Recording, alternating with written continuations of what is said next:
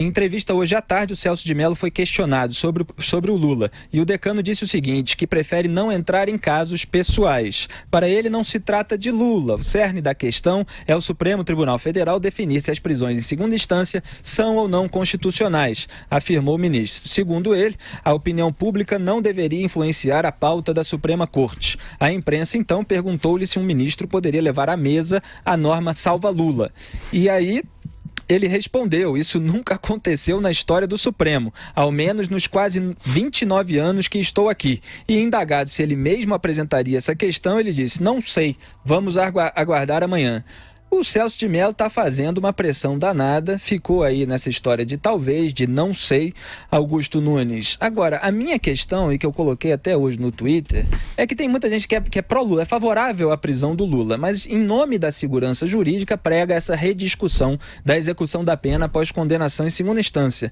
Mas a ideia lá do Dias Toffoli é de adiar a prisão, a execução da pena, para depois de uma decisão da chamada terceira instância, do STJ, o Superior Tribunal de Justiça. Só que isso sem que o STF perca a prerrogativa de conceder o habeas corpus, como o Zé Maria está falando. O caso vai chegar ao Supremo por meio do habeas corpus. Então, que segurança jurídica que teria mais depois de uma redefinição dessa? Eu acho que não tem mais segurança do que tem agora. Apenas se ganha mais tempo de liberdade aos bandidos. É só isso, é só manobra protelatória, chicana protelatória, não tem nada a discutir.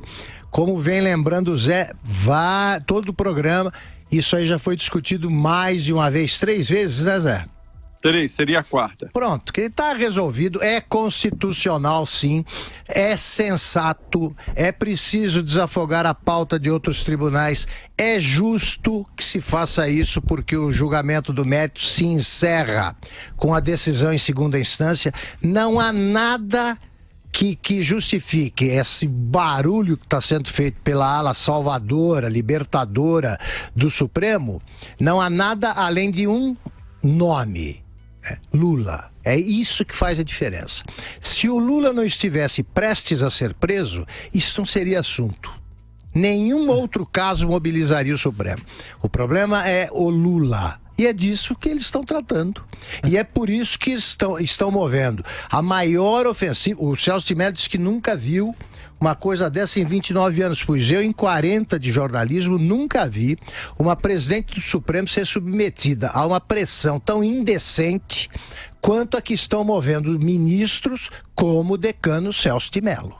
Exatamente. Eu comentei aqui outro dia que o Celso de Mello queria fazer de conta que o casuísmo não era casuísmo, né? Esse casuísmo lulista do qual o Augusto Nunes está falando. E essa declaração dele, prefiro não entrar em casos pessoais. Mas é o caso pessoal imediato. É isso que está provocando essa rediscussão. Agora, Zé Maria, o que eu estava falando, se o Lula for preso por determinação do TRF4, a gente já vai falar sobre isso. A partir da semana que vem isso pode acontecer. A defesa dele vai entrar com habeas corpus no Supremo Tribunal Federal. Isso é um fato. Isso vai acontecer. Agora, se o Supremo redefine que só pode ser preso depois de terceira instância, quer dizer, depois do STJ, a defesa vai fazer a mesma coisa. Vai entrar no STF com pedido de habeas corpus, não?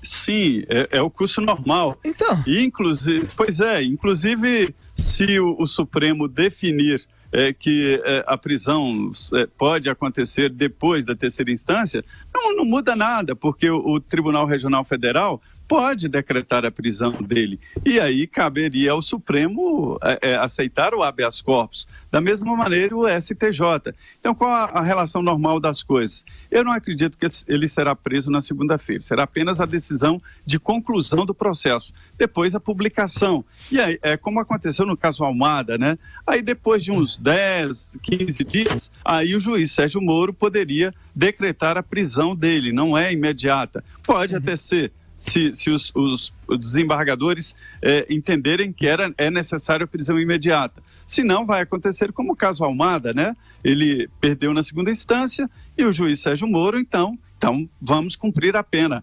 Eu acho que isso é um equívoco, é um debate equivocado. Eu acho que o juiz Sérgio Moro, como fez em vários casos, como no caso do ex-presidente da Petrobras, ele pode decretar a prisão. E aí cabe ao STJ e tal evitar, soltar.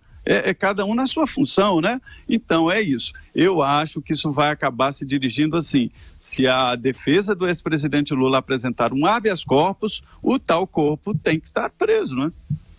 Não, exatamente. Eu estou falando é que os ministros do STF mantêm a prerrogativa de soltar o criminoso por meio do pedido de habeas corpus, seja depois de uma decisão de segunda instância, seja depois de uma terceira. Então sempre vai haver o risco do sujeito ser preso e depois ser solto.